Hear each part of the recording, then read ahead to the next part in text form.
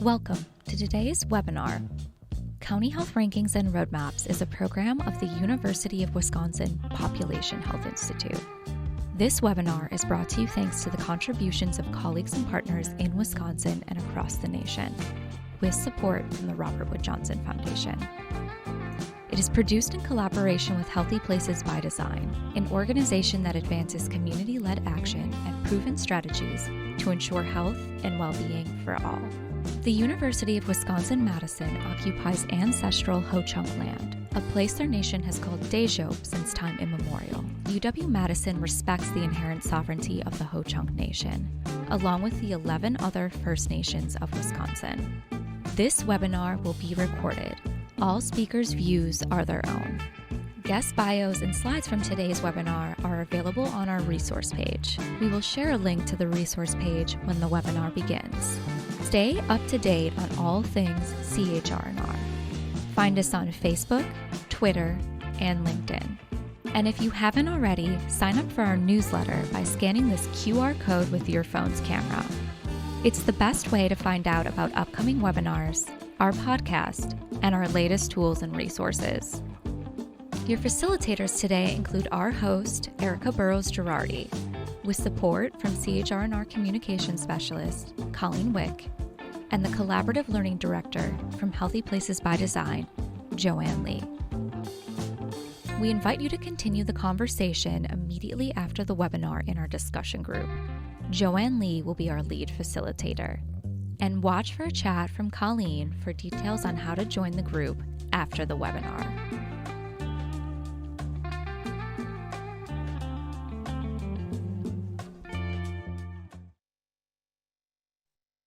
Welcome to Messaging Equity for Justice and, welcome to Messaging Equity and Justice for Better Health.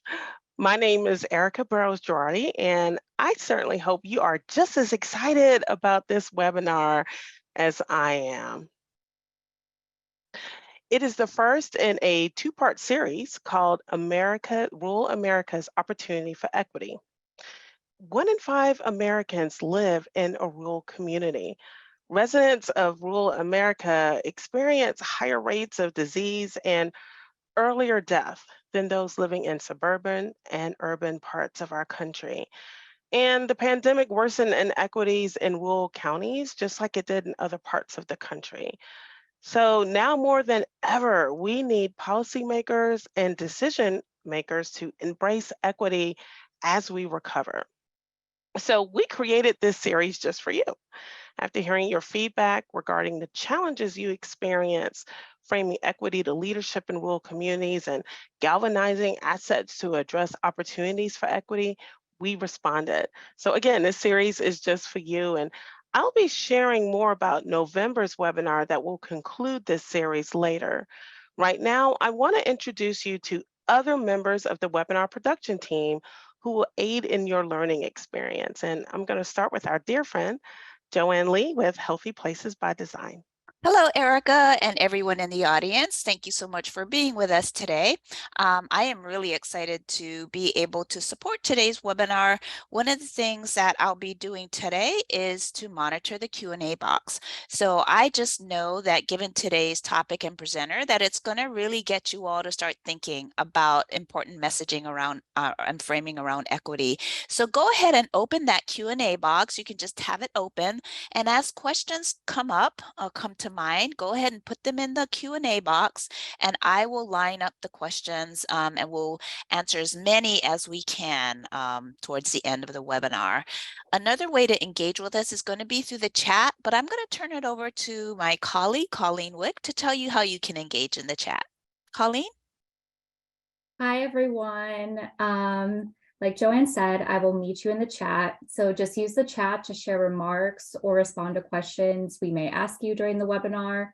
Our chat conversations tend to be very engaging, so if they are too distracting, simply close the chat window.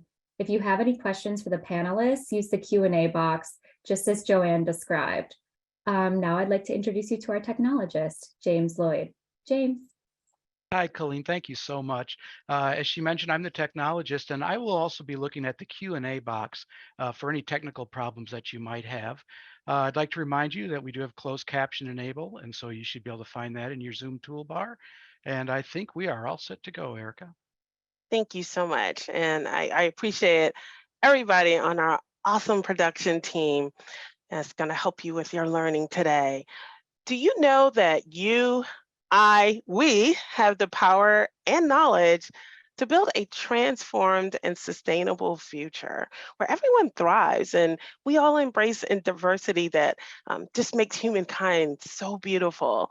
This is why County Health Rankings and Roadmaps is invested in ensuring that we can all harness our power and knowledge to build that future. But how do we actually do this? One of the biggest challenges I have experienced in my career is explaining the value, the need for equity to audiences unfamiliar with that term. Like, how do we convince policymakers and decision makers that everyone thrives when we seek equity?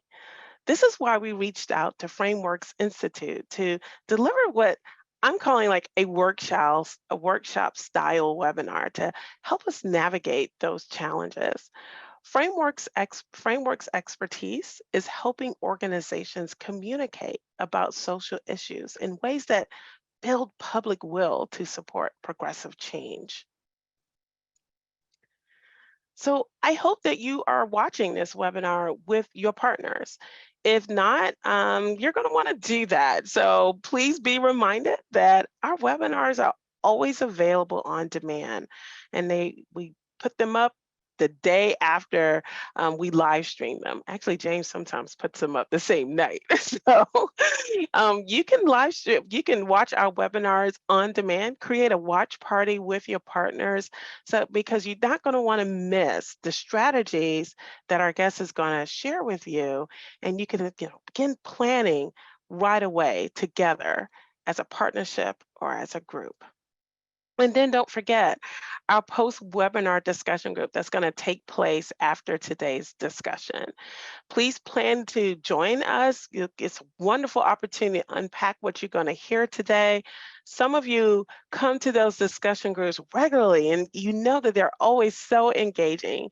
They're facilitated by Joanne Lee, whom you just met, and Colleen is going to chat out a link to you at the end of the webinar so you can just leave the webinar and join the group. And our guest, Dr. Andrew Volmert, will be joining us in the discussion group. So by the way, he did tell me I can call him Drew, so I'm going to do that. We can both call him Drew.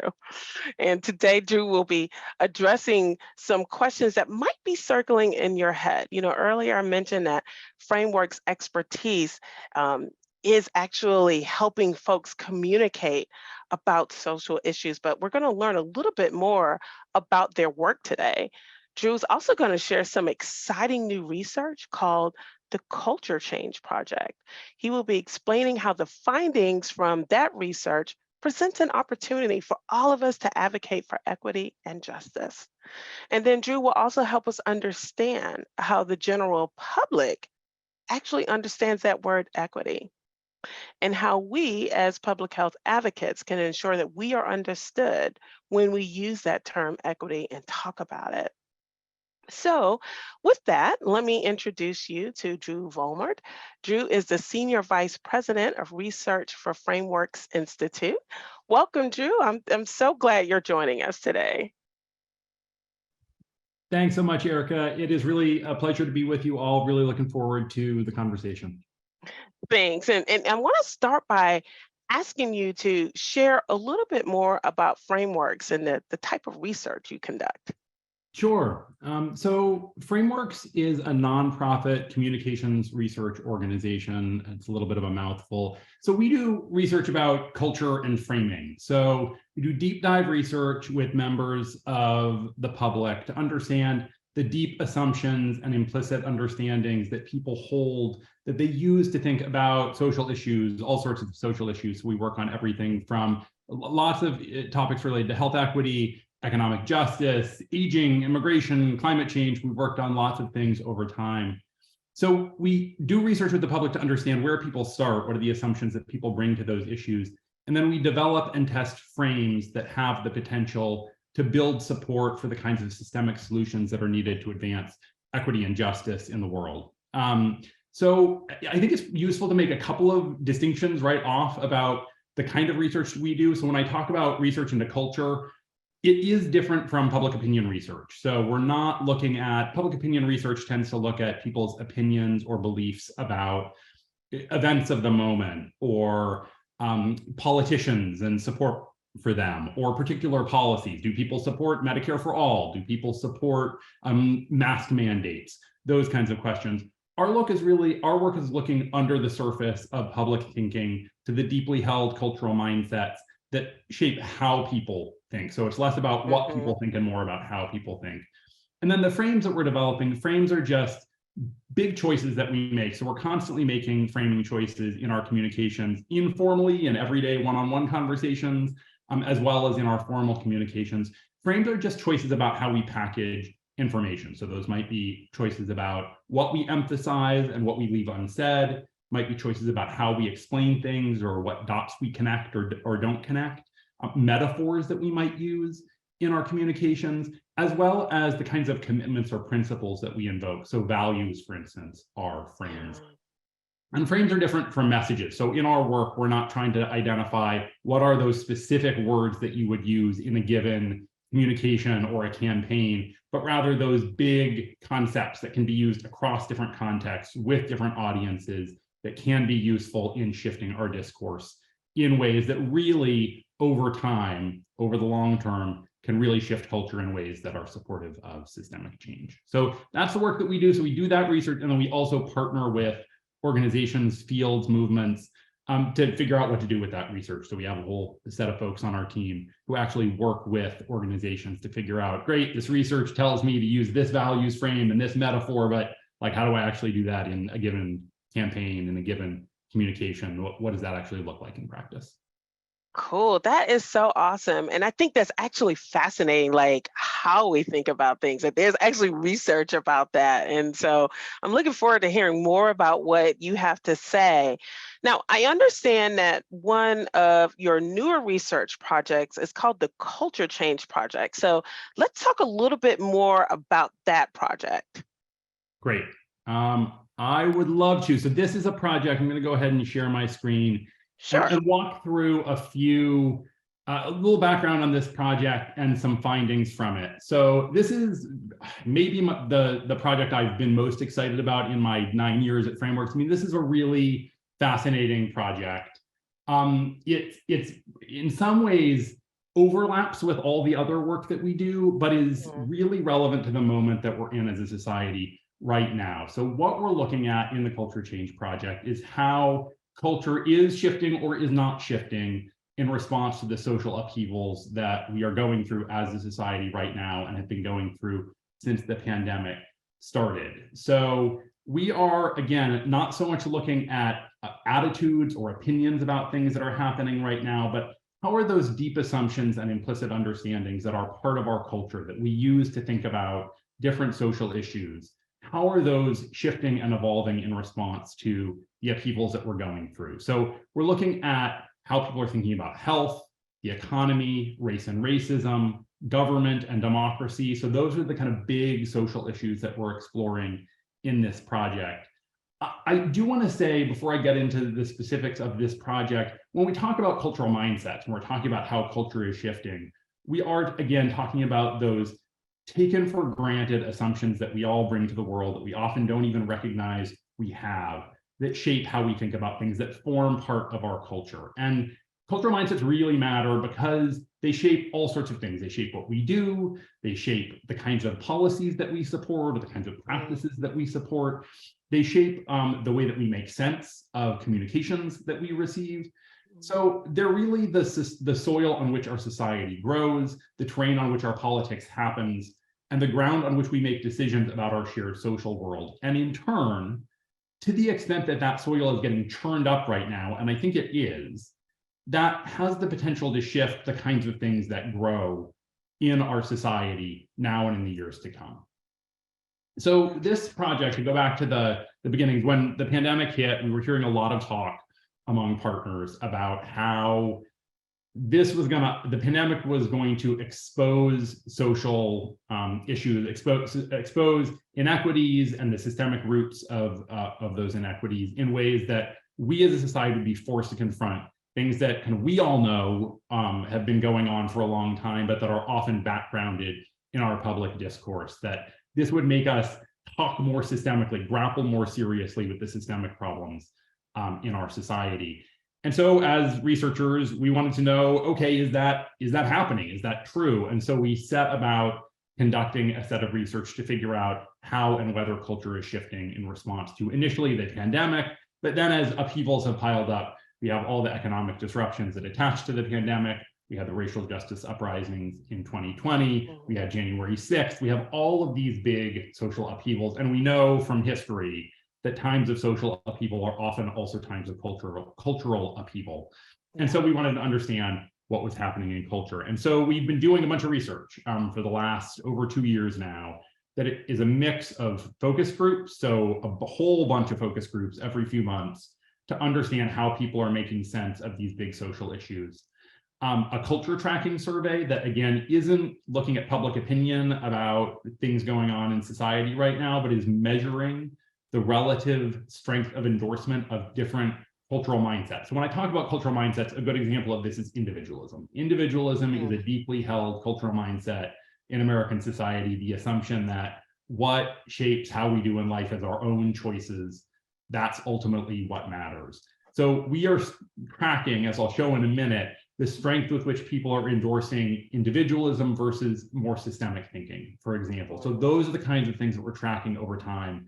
Initially every month, and then every couple of months, we move to a quarterly tracking cycle for that. We've also done some one-on-one interviews, and we're starting to do some frame development and testing to figure out how to respond to some of the openings that we're seeing arise in culture as a response to some of these upheavals. How can we intervene in some of these openings? How can we respond to them with effective frames to potentially catalyze some of those more productive shifts, push them on, expand them, as well as counter some of the challenges or threats that we're seeing arise as a result of what's happening in culture right now. So I do want to highlight, there's like one kind of big finding that I think is really interesting and relevant for this group, which is that we have seen a rise in design systems thinking, the idea, the recognition that our outcomes in life are fundamentally shaped by the ways in which we collectively have designed our social systems and structures, how our society is set up. So there has been a rise in that systemic thinking in the ways that some of our partners had hypothesized might happen, although there's this really important caveat that rise in systemic thinking is really variable across groups and issues. So I want to first just show a little bit of evidence from the culture tracking survey about the kind of pattern that we're seeing here. One thing that's worth noting is this survey didn't start until August of 2020. So unfortunately, I don't have data from before that. Okay. Already in May and June of 2020 in focus groups, we were starting to see just more systemic talk than we've seen in our over 20 years of research that we've conducted as an organization. So individualism overwhelmingly dominant across social issues that we work on. People tend to think individualistically, much less systemically, tend not to recognize all of the ways in which social systems are shaping life outcomes for all of us, as well as contributing to all sorts of inequities.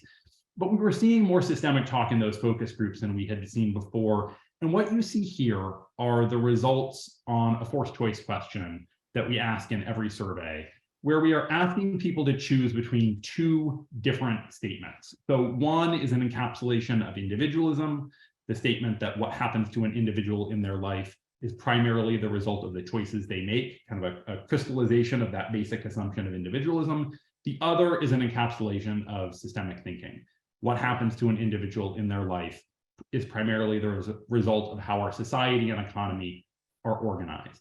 And what we see is that roughly 2/3 of people choose that individualistic statement over the systemic statement, and that remains roughly consistent. Although there seems to be a gradual rise in systemic thinking. There's a little more systemic thinking now than there was in August of 2020. And I think if we were able to trace this line back before we started conducting the survey, based on our qualitative data, I would strongly assume that we would actually have an even further rise between, say, March of 2020 and August of 2020. We unfortunately don't have that data, so that's a supposition, but I'm pretty confident based on our qualitative data that this is the continuation of a general trend that we have seen.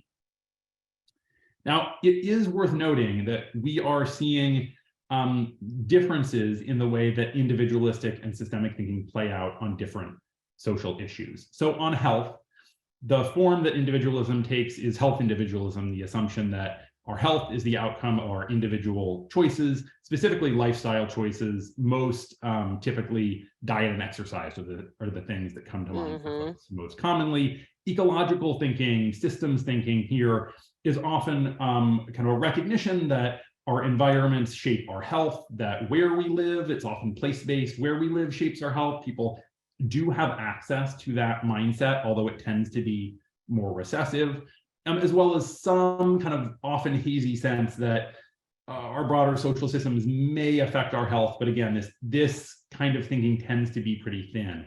So before the pandemic, we had seen that health individualism was overwhelmingly dominant in people's thinking. And interestingly, this is an issue, health is the issue on which we have seen the least growth in systemic thinking since over the last 2.5 years, which in some ways is really surprising. We're in the middle of a health crisis, this pandemic, but this is actually the place where we've seen the least shift. When we look at the economy, by contrast, I would actually say over the last decade or so, we've seen this gradual rise in systemic thinking, the recognition that the economy is designed through our collective choices, specifically government actions and public policy choices. That has really become more dominant at this point than bootstraps thinking, the idea that our own economic outcomes are just the result of our choices, and if we just pull ourselves up by our bootstraps, we can succeed. That is actually less dominant than you might think these days.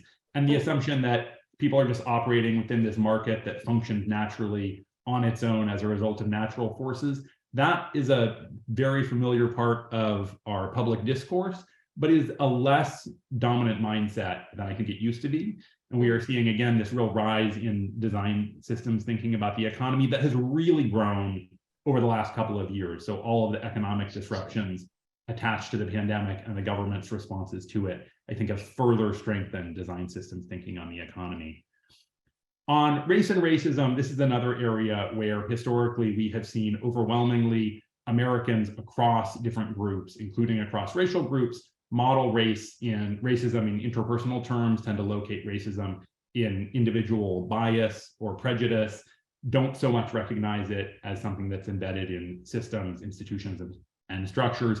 There has been a kind of a recessive and an alternative mindset that does think about racism in more systemic terms, more structural terms, but it is been very much in the background. The racial justice uprisings of 2020, I think, have really pushed this. So we have seen increasingly more systemic talk and thinking about racism than we had seen in the past. And both the survey and the qualitative data suggest that this is a durable trend, that this has stuck. Now, again, it's important not to overstate this. Often that structural and systemic thinking is a little thin. People don't have a deep understanding of exactly how various systems and structures work to perpetuate racial discrimination, but there is nonetheless a more systemic understanding of racism than we have seen in the past. So there is really some interesting differences here. Oh my gosh, this is really interesting. Yeah. And I appreciate you sharing this. I'm kind of, lamenting a little bit that health is not further to the right the way we would like to see it, and we know that's where it really does sit. But it's so important for us to really know how people are thinking, and I hope our audience is seeing the value in this. I'm going to ask you in just a second how we can use this to our advantage, but I want to just to those of you who are actually putting questions in the chat, there are some questions that are beginning to come in. I want to remind you about the Q&A box. I also want to remind you about the discussion group where we're really going to pick your brain, Drew. But anyway, one of the questions I want to ask is, how can we use the learnings from this project to our advantage as public health advocates? Yeah. So it is a wonderful question. I think just knowing about some of these patterns is really valuable because it helps us figure out where we can step in, right? So in recognizing where there are trends, where there are opportunities to build on some existing trend in public thinking, I think is really important, both because it lets us know where maybe it's a little easier to communicate about an issue, as well as, frankly, and this is the unfortunate reality on health, where it may still be a little harder, where there is more work that we continue to need to do to get public thinking, kind of move public thinking in ways that open up space for really fulsome discussions of the systemic issues around health inequity. So that is one piece of it, is sort of understanding what the landscape is, provides us some strategic advantages in terms of recognizing where we can step in, as well as where more work is needed. As we move forward with this work, we are, as I mentioned, increasingly starting to think about testing frames that provide actionable recommendations about specifically how to step into some of these openings. So again, as a general matter, I think just knowing the landscape is really important strategically. And as we move forward, we will be looking to provide specific recommendations about how to respond to some of these openings as well. But because the economy and opportunities, for income, employment, so because that so much of that is tied to health, that is an opening where we can begin to work from. Yeah. So, yeah. Absolutely. I have more to say about that later, but yes, I couldn't agree more. All right. Sorry for jumping ahead. So what's your next step in this incredible research? Tell us about it. So we're continuing it. We are, I mean, the exciting thing about this project is that we are able to continue tracking what's happening in culture, and we are making some adjustments to the research as we go based on what we've already learned. So we're in the process of updating the culture tracking survey that we've been fielding for the last couple of years, having now fielded it for a couple of years, as well as collected all sorts of qualitative data from our focus groups.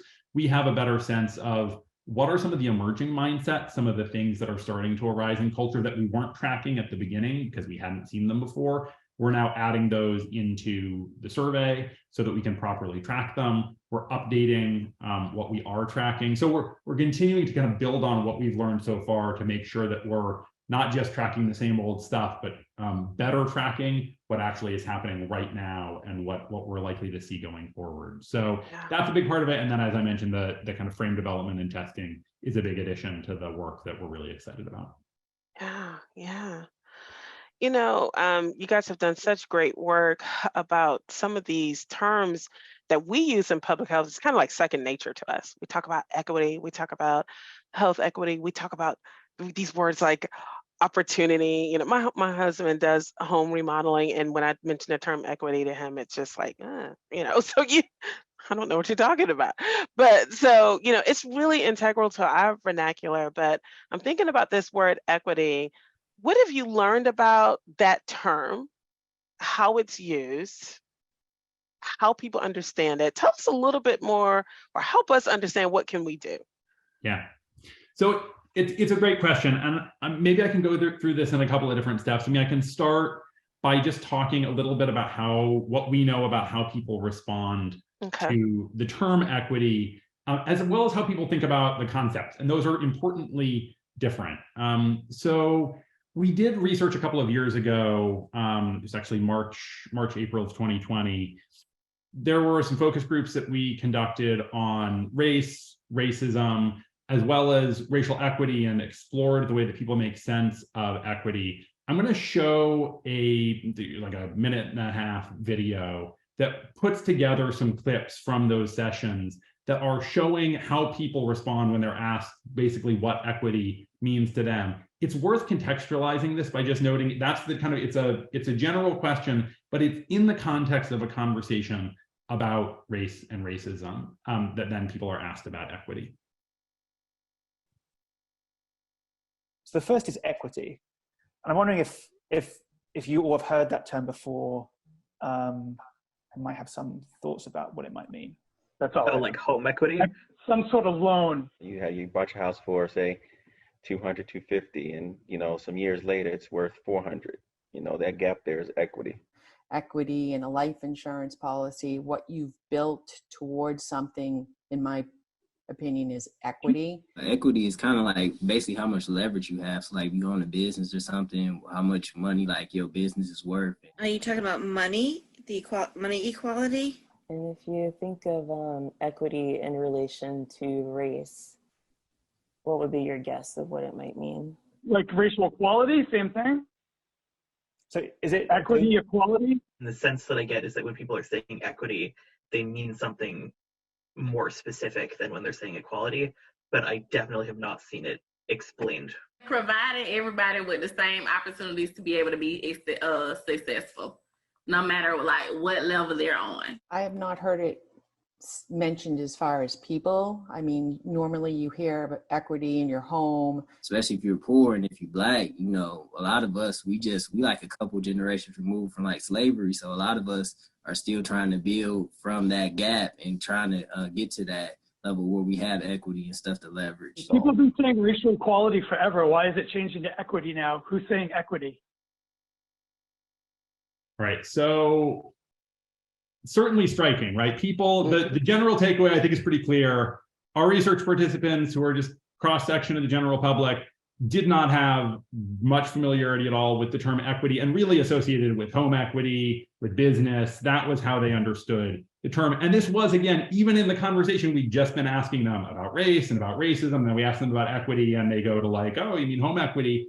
And even once they were explicitly asked about equity, they kind of went back to like home equity. And even though there was a gentleman talking about, the racial wealth gap, but he was still going back to, and that, leads to differences in home ownership and home equity. So again, kept coming back to that understanding of the term. It just shows the challenge of using that term itself. It does not convey what we all take it to mean, is not widely understood among members of the general public. So I think that's an important starting point. It's important to acknowledge that. There are also some deeper cultural mindsets that shape how people think about issues related to equity that I just want to put on the table, because they are, in some ways, the deeper, rather than the kind of more superficial challenge around the term, the deeper challenges that we have to confront when we're trying to communicate about the concept of equity. There are a couple of foundational narratives, mindsets within American culture that create deep challenges. One goes back to individualism, this narrative of the self-made individual, the idea, this very familiar narrative within American society, that our outcomes and fates are just determined by our own choices. This is all tied up with the bootstraps narrative. All of this is very familiar, and it leads to fundamental challenges. When people are thinking about individuals as the sources of outcomes, it becomes very hard for them to recognize the various systemic factors that shape our lives and that lead to inequities and that need to be addressed in order to promote equity. And then there's a whole set of narratives that dehumanize Black Americans that we're all familiar with, but have to be really underlined as foundational challenges that we have to grapple with when we're communicating about equity. There are many Americans, and this is true especially among our white participants, but certainly not solely. We find that these narratives circulate broadly within American culture. Many Americans draw on assumptions that fundamentally pathologize Black individuals, families, and communities. We are all familiar with these narratives that go back to slavery, have morphed and changed since then, but are nonetheless very much still alive within our discourse. And these are basic challenges because it leads people to blame Black people in particular for any sorts of inequities that they face. There are specific applications of both of these mindsets to health that are worth flagging. When people are relying upon that individualistic thinking, that idea of people as self-made, again, they end up focusing, as we talked about before, on lifestyle choices, this health individualism that leads people to say, if you're healthy or you're not healthy, that's a matter of whether you've made good choices about what to eat, about the kind of exercise that you do, whether you smoke, whether you drink, like that's ultimately on you. And it leads people to blame individuals for their own health issues. In turn, both of these narratives lead people to attribute any disparities that they hear about to lifestyle choices and culture. So blaming groups when they are presented with statistics, and we see this again and again in our research, when presented with statistics about health disparities or frankly other kinds of disparities and asked to make sense of those, people often default back to the idea that those groups must have different cultures, and some groups, those groups, using all of that dehumanizing and othering language and assumptions, must not value, taking care of themselves, making the right kinds of choices, working hard, all of again, the stereotypical and pathologizing language that that is unfortunately a deep part of American culture. All of that gets applied to blame communities for disparities. So again, I think it's worth underlining both of these deep challenges, but also important to note that there are alternative mindsets. These don't tend to be dominant, but they are there, and they're what we are trying to cue when we are framing issues around health equity. This ecological thinking, the idea that what surrounds us shapes us, this is something that people have access to. Again, recognizing that mindsets, none of us thinks in one way or another. So it's not that one person holds one mindset and another person holds another mindset. These mindsets are part of American culture. People toggle between them, they can move between them. And so while all of us have access to more individualistic ways of thinking, we also have access to, as part of our culture, ecological mindsets that enable people to see, okay, what's around people's environments, that actually does shape how healthy they are, what they have access to. And this is the kind of mindset that we want to be trying to cue. In some of our research, we have seen some systems thinking on health, not as much as we'd like, but especially in the last couple of years in the Culture Change Project, we are seeing, not surprisingly, systems thinking about healthcare. So that is not new, and because of all of the discourse about access to healthcare that we've had in this country over the last several decades, that this is an area where people recognize that systems matter. But we've also seen an increasing talk about food systems. That is the thing that we have seen more talk about. So there is something productive there, and a recognition that people have different levels of access to nutritious and affordable food, depending on where they live and how the food systems around them work. And so, again, that's not the language that people would use themselves, but the concepts are there for people. And so that is an opportunity, something that we can step into. And then also, and this is exactly the point you were making earlier, Erica, the fact that there is more systemic thinking around the economy and racism, a rise in that, is an opening when we're communicating about health equity, insofar as those are precisely factors that are shaping people's health. So if we can effectively communicate about the kinds of changes needed to our economy, needed to address racial inequities and advance racial justice, those by stepping into those mindsets and cueing them, we can potentially build support for some of the solutions that actually can promote health equity in the world. Yeah, this is absolutely fascinating. I'm so glad to know that people are now thinking about food as a system. Like you said, they may not be saying that. That maybe racism is something that they don't want to talk about or feels a little too scary to address, but they're willing to talk about the economy.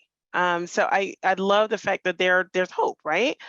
Now, but what I want to ask you is, how can we respond when certain words are misinterpreted, like equity? What do we do? Yeah. So I'm going to run through a few high-level framing moves that we have found across different research that we have conducted. So we've conducted a few different projects that are about health equity, a project on oral health equity, a project on tobacco-related health disparity, as well as a range of other projects on health on physical activity equity. All of these projects are some kind of common themes that we have found to be really effective across these different specific issues that are really important in building an understanding of equity and building support for the solutions that actually advance equity. And so again, it's not just using equity as a term and hoping people get it.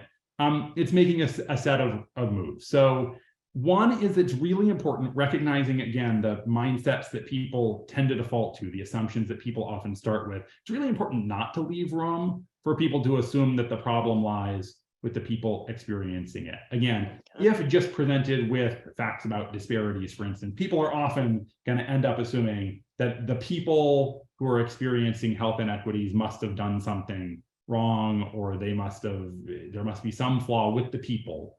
And so we want to be really, really, really explicit in attributing responsibility to systemic, structural, or policy level factors. That we have to be really, we can't gesture in a kind of hazy way toward those things. We have to be really, really, really clear in spotlighting the systemic sources of the problems. Like pivot right away. That's right. So you want to make that explicit for people, because otherwise what we don't say, people are going to fill in those blanks with their existing mindsets. And we know that at least the dominant mindsets here aren't super productive. We also, and this, I already gestured toward this, you got to be careful about using unframed facts. You don't want to assume, and I think there is a real tendency for those of us when we see, you know, facts about health inequities, they say so much to us. They are so powerful. It's easy to assume that they say the same thing to members of the public. But the reality is that people will interpret those facts using their default assumptions. So again, if people see some stark health disparity, they will make sense of that using their existing assumptions about why that might be, right? So if you lead with that, you're likely actually just cueing the individualism or cueing the kind of pathologizing thinking that you actually want to move people away from. It's also important not to assume that, you know, just a quick definition of, you know, textbook definition of health equity is going to get people where you want. You can see from the video that I showed kind of how far people have to go on that term. Now, that doesn't mean you can't ever use the term. And it is always better to define the term, to explain what you mean by it. But the reality is, what we have found is that using language that is more familiar to people, like fairness and justice, can be really effective in helping people. Again, if we use the language of equality, people can very easily, that can go sideways because people can default to thinking about sameness and similarity, treating people the same in ways that are really unproductive. But the language of justice and fairness, we have found, is language that speaks to people, that is already kind of a foothold within American culture, that is available, that also has room for a recognition that we owe it to people to make sure that everyone has access to the resources that they need to do well in life. And that can mean taking different steps depending on people's situation within society. And so there is real value in leading with the value of justice or fairness. It's really important not just to talk about the problem. I think we all have a tendency in thinking that, you know, people don't always recognize the problems that exist in our society, and that's true. But we think, okay, we just got to lay that out. We got to document that problem in really, really candid terms, really elaborately. And then once people see the problem, they'll want to do something about it.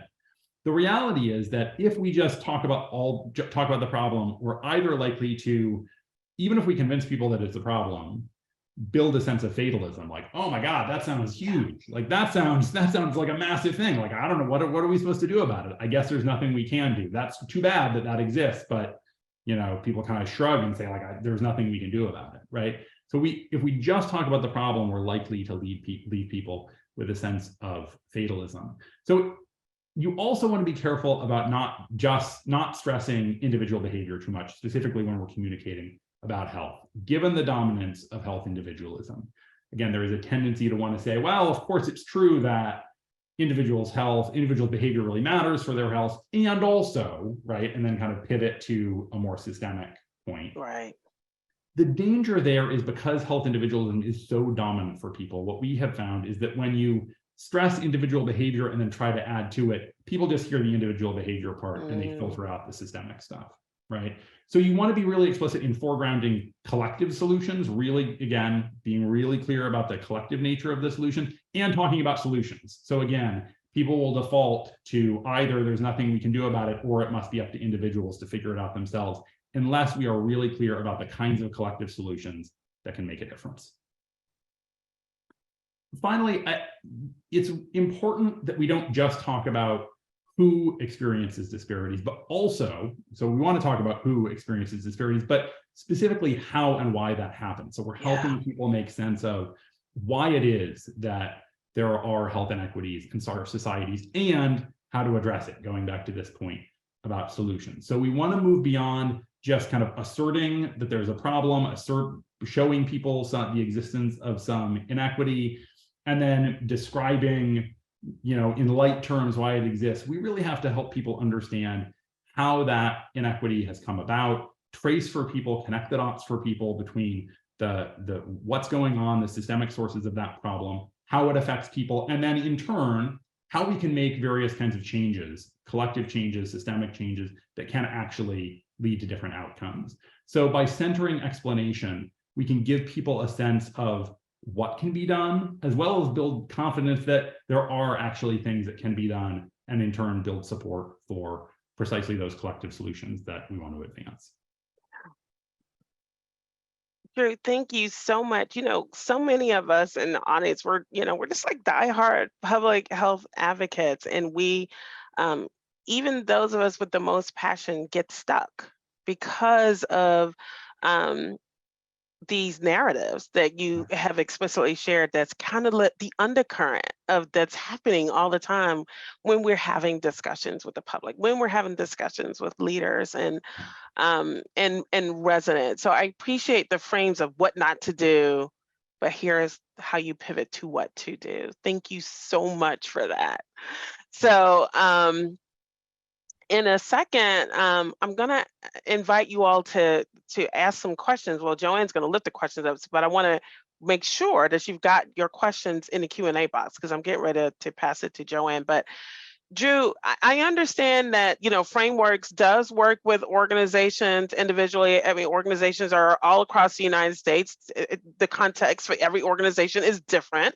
So if they wanted to get to tap into your expertise here, what should they do?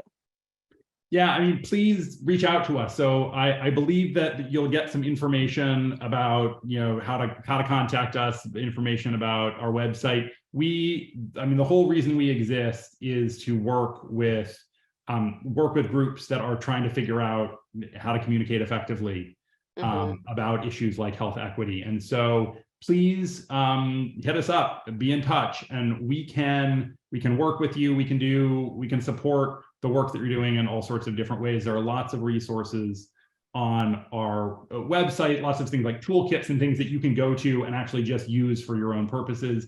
But you can also contact us and let us know, is it helpful to have a conversation with us about something, a workshop of some sort? What can we do to help support you in the important work that you all do? That's what we want to do. So please do not hesitate to. Thank you so much, Drew. And we here at County Health Rankings and Roadmaps hope you've really enjoyed what Drew has had to share with us. And I hope that you've learned some new information that can support you in your work. I'm going to ask James to launch a poll. And if you feel that, the information, that the strategies that Drew shared about framing, your messages and stuff, you feel like that is helpful to you, let us know. This is an anonymous poll. We're not going to share the results. We're just curious. So I appreciate if you would actually respond to that poll right now. And if you think that there will be challenges with these strategies, drop them in the chat. We often want to hear about about your challenges and stuff. I'm telling you, it's one of the reasons why we have Drew here today. It's because you have been so good in sharing your challenges with us in the chat. So James, you can go ahead and close that poll right now. And Joanne, what questions have been rolling through? Well, Drew, you certainly have people's minds turning in a great way, and I really appreciate that you offered folks to get in touch with Frameworks to see if they just need a little more tailored individual advice, that they can do that, anything outside of what we can address specifically in the webinar or the discussion group. But we do have several questions queued up for you that I think we could cover. Lots of people are just fascinated with the research and already seeing how helpful the research with the Culture Change Project is, and they want to know more about who was involved in you gathering those, getting the ideas of the assumptions. So three folks asked slightly different questions. One is, could you share what states or regions that research was conducted in? Was the sample, did you sample rural populations in specific, or was it a mix of urban rural? And then someone wanted to know if the demographic breakdown of the data is available somewhere. Great, those are all fantastic questions.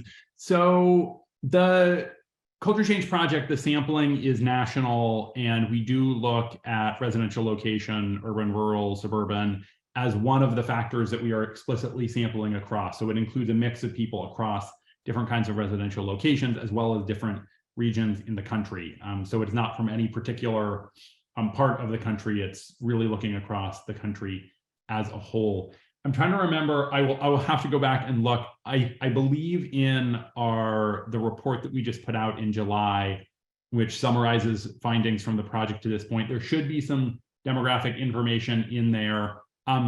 If not, anyone should feel free to contact me. I'm more than happy to provide the information. It is definitely not secret. But it also differs a little bit across different methods. So for the focus groups and for the nationally representative survey, we have slightly different quotas, but the point of all of them really is to get a diverse mix of participants that are relatively representative of the country. We slightly oversample some groups in the qualitative research, really to make sure that we are getting full representation from different groups within society. Mm-hmm. And so this is also kind of a specific question about the research method and, sort of looking at if people were thinking more along the lines of individualism, an individualism frame versus systemic frame. How did you handle if people sort of fell in the middle or thought in both ways, if that's possible? Yeah. So it's a fantastic question, and it's one of the limits. So what I presented was a forced choice question that forced people to choose between these two statements. Now, it's really important to acknowledge that this is a kind of an artificial choice, because in practice, we all are able to think both individualistically and systemically, and do toggle back and forth between those different ways of thinking at any given time. Now, inevitably, some people and groups more consistently and reliably will rely on individualism, and others will rely more on systemic ways of thinking. So there are, of course, differences between individuals and groups in the relative balance of mindsets. So that one question forces people to choose. We have other questions in the survey where people are just being posed with one of those statements or another and asked to endorse it. You will find, not surprisingly, that people end up agreeing. Sort of the average response is to agree with slightly different strength to each of the statements. So that reflects the fact that people are thinking in both of these different ways. There are limits to any survey methodology. So in the qualitative research, we're doing a more nuanced look at the ways in which people are employing individualistic and systemic thinking to get a better understanding of the way that those trends actually play out in practice. Fair enough. Yeah, and if you're asking a similar question in a variety of ways, even if it's a forced choice, you tend to see where the default most of the time would lie, right? That's right. All right. And we do also see by pulling apart different groups, we can see, for instance, that systemic thinking is much stronger among younger people, among Democrats, among Black Americans than among older folks, Republicans and white Americans. So there are some important demographic differences that also are worth flagging. Great. So Michael, really took note of the impact of the COVID pandemic, and he wondered what your thoughts are. Is there a higher possibility that individualism will return in the next few months as COVID becomes less important in just, America's life, or less, I should say, maybe Americans feel less impacted by the urgency of the pandemic? Yeah, it's a good question, and I can't say for sure, but we are certainly, it's one of the reasons that we are continuing to track culture. Is one hypothesis is that as things start to go back to normal, whatever that means, in some dimension or another, we might see culture kind of return to the baseline that it was at before the pandemic. I'm not positive that will happen. So we were interested, we had a hypothesis with the racial justice uprisings that some of the initial strengthening of systemic thinking about racism might kind of fade over time as we got a little bit further away from the public demonstrations, but we did not see that so much in the research. Now, again, we haven't seen kind of a really strong continuing trend toward the ever strengthening of systemic thinking about racism, but there has been some kind of stabilizing around systemic thinking about racism over the last couple of years. So I think it's a little bit of an open question. It's part of what we'll gain from the research. Is I think it's possible that as kind of crises go away, as kind of the upheavals that prompted some of these changes fade in some way, that we might see kind of a return to baseline. But it's a little bit of an open question, and I think some of the hope is that if we can respond to these openings, we can potentially help to firm up some of these productive shifts in thinking so that they remain a little more durable. And that's some of the opening in the moment. Yeah, and you actually touched on a question that Vaughn had pitched about syndemics, which was a term I had to ask Vaughn, please define that for me. But he said that's the synergy of epidemics. So I think you're sort of speaking to that, you know, the uprisings and then the COVID pandemic. And so it sounds like Frameworks is sort of tracking not just each thing in isolation, but over time. Yeah, I mean, we're tracking these kinds of deeper mindsets and the ways in which they are evolving in response to this ever-changing landscape that we are dealing with, trying to take into account, so in the focus group research in particular, trying to do a combination of kind of bringing in some of the things that are happening in the world at the moment without getting into kind of public opinion research. So we're not just asking like, what do you think about, you know, the latest, you know, vaccine booster. So we're not asking at that level, but we are trying to think about and doing an analysis to understand what is the interplay between some of these things that are happening at this particular moment and these longer trends that we're seeing with these cultural mindsets. Context of when you're asking the questions, for sure. Erica, do we have time for one more question? It's a really good one. All right, we're gonna do this, and then we're gonna close out so we can get to the discussion group. If we didn't get to your questions, please bring them to the discussion group. So Ramona wanted to know if Frameworks is analyzing equity racism from a public policy and investment perspective. Are you tracking equity, for example, in the bipartisan infrastructure law? But I thought her question was great about kind of tying this to public policy and investment. So I'm not positive I understand the question, but we are certainly, as part of the focus group conversations that we're exploring, when we are exploring the ways that people are thinking systemically, some of that does have to do with public policies and other solutions and the ways in which people's thinking is or isn't applied to understand the different policies that are potentially on the table. Now, inevitably with the public, and I think it's worth emphasizing that when we get into particular pieces of legislation, for instance, you know, the infrastructure bill, like public understanding of some of the specifics is pretty limited. So there is a limit to our ability to really dig into the way that these mindsets are being applied to think about some of these particular pieces of legislation, for instance, because the familiarity with those is relatively limited. Right. Great. Thank you so much, Drew. We'll see you in the discussion group. This is going to be a good one, Joanne. Joanne's heading over to the discussion group right now, but for now, I'm going to ask Colleen to share a link with you to a feedback survey, because we are curious about what you thought about this webinar. And again, we do follow and monitor your feedback. Again, that's one reason why Drew is here today. Is because this is what you've been asking for, some support and navigating this type of challenge where it comes around framing messages. And hey guys, we are not done yet. So join us for part 2 of this incredible series, Rural America's Opportunity for Equity. You know, rural America is rich in assets that sometimes get overlooked. Like you know, given the social and economic and geographic makeup of rural communities, which sometimes can be challenging. But, you know, every community has assets that can be leveraged for equity and justice. And on November 15th, I'm going to ask that you join us for Creating Prosperous Rural Communities. Chris Estes with the Aspen Institute Community Strategies Group is going to join us. And some of you might be familiar with the Aspen Institute. It's another powerhouse organization, just like Frameworks, that is committed to equity and justice. And Chris is going to introduce us to a new tool called the Thrive Rural Framework that will help you identify community assets and focus on what bridges rural communities rather than divide them. This framework was co-created with the University of Wisconsin Population Health Institute, and that's where County Health Rankings and Roadmaps is located. So I am incredibly proud of this framework, and we're excited to introduce you to it.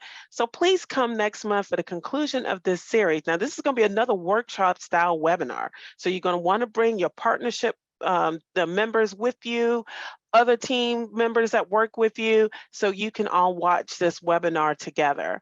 And I want to circle back to last month's webinar for just a second.